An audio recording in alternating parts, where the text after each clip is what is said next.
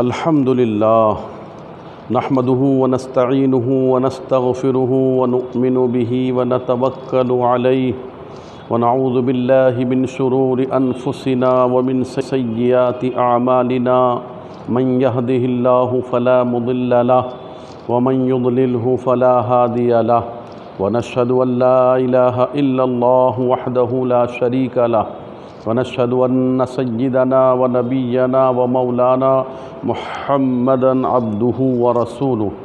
أما بعد فأعوذ بالله من الشيطان الرجيم بسم الله الرحمن الرحيم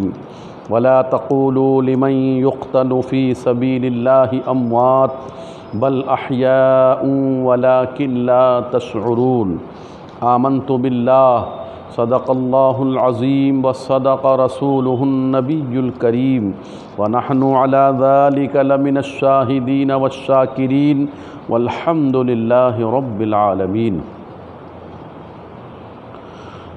عاشقان صحابہ و اہل بیت، عاشقان پنجتن پاک، عاشقان اولیاء کرام، آئیے سب سے پہلے ہم اور آپ مل کر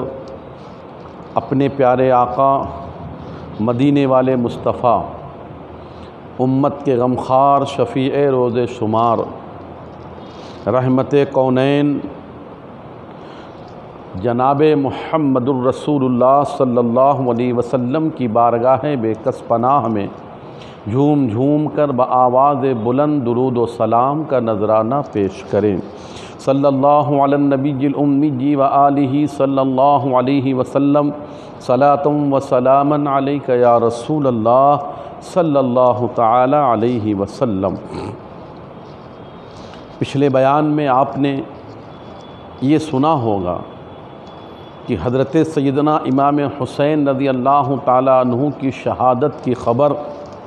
بچپن ہی میں مشہور ہو گئی تھی، اور خود مولائے کائنات علی المرتضیٰ شیر خدا رضی اللہ تعالیٰ عنہ اور سیدہ خاتون جنت حضرت فاطمۃ الزہرا رضی اللہ تعالیٰ عنہا کو بھی معلوم تھا کہ میرے بیٹے امام حسین کو کربلا کے میدان میں شہید کر دیا جائے گا۔ اللہ تبارک و تعالیٰ کی بارگاہ میں حضور رحمت عالم صلی اللہ علیہ وسلم نے بھی امام حسین کے استقامت اور صبر کی دعائیں کی ہوں گی، مولائے کائنات اور خاتون جنت نے بھی اپنے بیٹے کے صبر اور استقامت کی دعائیں کی ہوں گی۔ اب دیکھیے کیسے ایک نظام بنتا ہے اور یہ اللہ کا وعدہ کیسے پورا ہوتا ہے۔ آپ کو معلوم ہے کہ حضرت سیدنا امام حسن مجتبیٰ رضی اللہ تعالی عنہ کچھ مہینے خلافت کے امور انجام دینے کے بعد، کچھ مہینے خلافت کے کام کو کرنے کے بعد آپ نے کہا کہ مجھے خلافت میں کوئی دلچسپی نہیں ہے، اس لیے میں یہ کام سونپ دینا چاہتا ہوں۔ حضرت سیدنا امام حسن رضی اللہ تعالیٰ عنہ نے آپ کو سن کر حیرت ہوگی کہ خوشی خوشی جس عظیم ہستی کو آپ نے خلافت اور امیر المؤمنین کی ذمہ داری سونپی، اسے دنیا حضرت سیدنا امیر معاویہ رضی اللہ تعالیٰ عنہ کے نام سے یاد کرتی۔ امام حسن نے خوشی خوشی امیر معاویہ رضی اللہ تعالیٰ عنہ کو سارا چارج سونپ دیا، اور امیر معاویہ نے بھی ایک زمانے تک سبحان اللہ بڑے احسن انداز میں اس نظام کو چلایا، اور آپ نے بہترین انداز میں اسلام کے پیغام کو دنیا کے کونے کونے میں عام فرمایا۔ لیکن چونکہ ہر کسی کا ایک وقت طے ہوتا ہے، حضرت امیر معاویہ رضی اللہ تعالیٰ عنہ بھی جب اس دنیا سے پردہ کرتے ہیں تو آپ کہ پردے فرمانے کے بعد آپ کا بیٹا یزید آپ کی جگہ پر بیٹھ جاتا ہے۔ یزید نے بیٹھتے ہی چاروں طرف اعلان کروا دیا کہ اے لوگوں سب کے سب مجھے اپنا امیر المؤمنین مانو، خلیفۃ المسلمین مانو۔ مگر چونکہ یزید یہ فاسق تھا، فاجر تھا، شرابی تھا، یہ بدکار تھا، اس نے حلت و حرمت کے بہت سارے احکام شرع میں تبدیلی کر دی تھی، ظاہر بات ہے امام حسین رضی اللہ تعالیٰ عنہ جیسے نواسۂ رسول ایک فاسق کے ہاتھ پر کیسے بیعت کرتے، ایک شرابی کو اپنا امیر کیسے مانتے، ایک بدکار انسان کو اپنا خلیفۃ المسلمین کیسے تسلیم کر لیتے؟ آپ نے انکار کر دیا اور امیر المؤمنین ماننے سے آپ نے انکار کر دیا۔ جب یہ بات یزید کو معلوم پڑی کہ امام حسین نے انکار کر دیا ہے تو بہرحال امام حسین تک پر زور دیا گیا، امام حسین پر زبردستی کی گئی۔ سیدنا امام حسین رضی اللہ تعالیٰ عنہ نے جو ہے اس بات کو تسلیم نہ کیا کہ میں کیسے ایک فاسق کو اپنا امیر المؤمنین مانوں اور اس کے ہاتھ پر کیسے بیعت کر لوں، آپ نے انکار کر دیا۔ یہیں سے سلسلہ شروع ہوتا ہے۔ حضرت سیدنا امام حسین رضی اللہ تعالیٰ عنہ پر جب سختی ہوئی تو آپ نے مدینہ منورہ کو چھوڑا اور آپ مکہ مکرمہ تشریف لے آئے تاکہ میری وجہ سے کہیں مدینہ منورہ میں خوریزی نہ ہو جائے، کہیں یزیدی لوگ میری وجہ سے مدینہ منورہ میں لڑ نہ جائیں، خوریزی نہ ہو جائے، کہیں مدینہ منورہ کی بے حرمتی نہ ہو جائے، اس لیے آپ مکہ مکرمہ تشریف لے آتے ہیں۔ مکے میں آپ نے مشورہ کیا، مشورے کے بعد یہ طے پایا کہ اے امام حسین رضی اللہ عنہ، کوفہ کے لوگوں پر کوئی بھروسہ نہیں ہے، یہی وہ کوفہ والے ہیں جنہوں نے حضرت سیدنا امام حسن رضی اللہ تعالیٰ عنہ کو زہر دیا، یہی وہ کوفہ والے ہیں جنہوں نے مولا کائنات علی المرتضیٰ شیر خدا رضی اللہ تعالیٰ عنہ کو شہید کیا ہے، یہی وہ کوفہ والے ہیں جنہوں نے آپ کے والد اور آپ کے بھائی کے ساتھ وفا نہیں کیا، تو بھلا آپ کے ساتھ کیسے وفا کریں گے؟ اس لیے حضور آپ پہلے مت جائیے،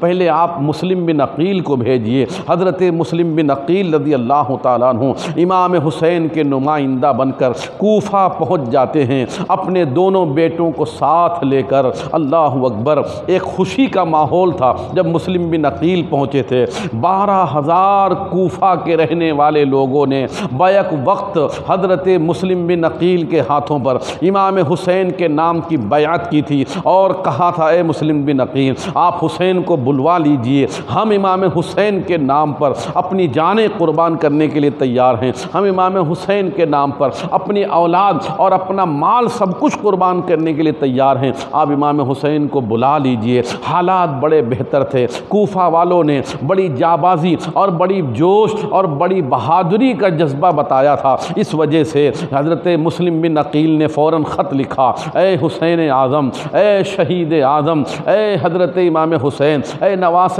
رسول، آپ سے جتنی جلدی ہو سکے آپ کوفہ تشریف لے آئیے۔ کوفہ کے حالات بہت بہتر ہیں اور کسی قسم کا کوئی ماحول گڑبڑ نہیں ہے۔ امام حسین رضی اللہ تعالیٰ عنہ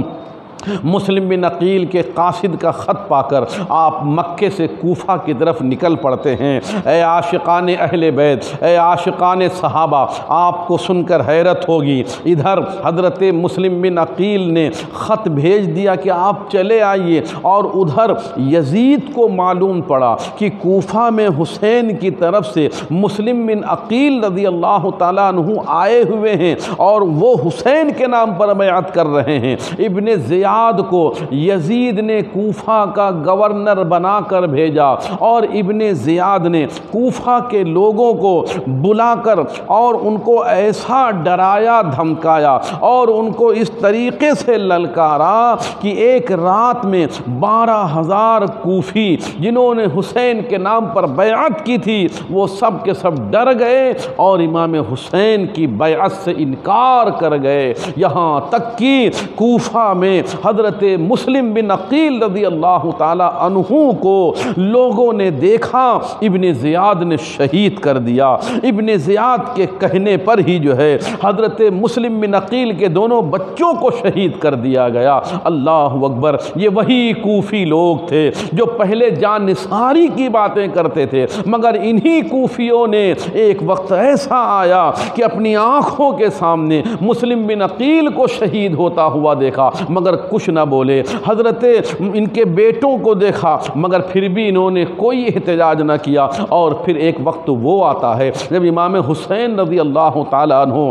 کربلا کے میدان میں پہنچ جاتے ہیں، اور پھر کربلا کے میدان میں حضرت امام حسین رضی اللہ تعالیٰ عنہ نے یزیدیوں کو سمجھایا کہ اے یزیدیوں، تم لوگ جو ہے اب بھی باز آ جاؤ، تم نے مسلم کو شہید کر دیا، تم نے ان کے بچوں کو شہید کر دیا ہے، میں اب بھی تمہیں نیکی کی دعوت دیتا ہوں، اللہ اس کے رسول سے ڈرا رہا ہوں۔ اے یزیدیوں، میرے خون سے اپنے دامن کو رنگین مت کرو، ورنہ کل قیامت کے دن اگر میرے نانا جان رحمت عالم جناب محمد الرسول اللہ صلی اللہ علیہ وسلم نے تم سے پوچھ لیا کہ تم ہی لوگ تھے کہ جس نے میرے نواسے حسین کو شہید کیا تھا، تو بتاؤ کہ تم کیا جواب دو گے؟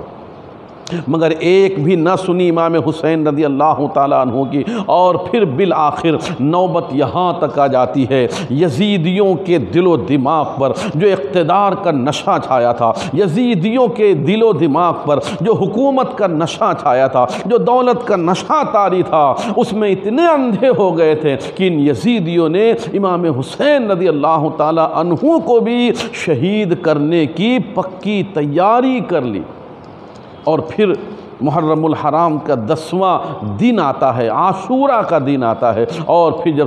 عاشورہ کا سورج نکلتا ہے تو دنیا میں ایک نئی قیامت قائم ہونے والی ہوتی ہے۔ اب اس کے بعد کربلا کے میدان میں امام حسین رضی اللہ تعالیٰ عنہ نے کس انداز میں نیکی کی دعوت پیش کی، اور امام حسین رضی اللہ تعالیٰ عنہ اپنے اعوان و انصار کے ساتھ جب پہنچے کربلا میں تو پھر یزیدیوں نے آپ پر اور آپ کے گھر والوں پر، آپ کے بچوں پر، آپ کے بھتیجوں اور بھائیوں پر کس طریقے سے ظلم کیا ہے۔ الامان والحفیظ، قیامت تک ایسی مثال آپ کو جلدی نہیں ملے گی کہ ان کوفیوں نے، ان یزیدیوں نے نبی کے نواسے کے خاندان کو پورے کا پورا تاراج کر دیا، ویران کر دیا اور اسے ہلاک کر دیا۔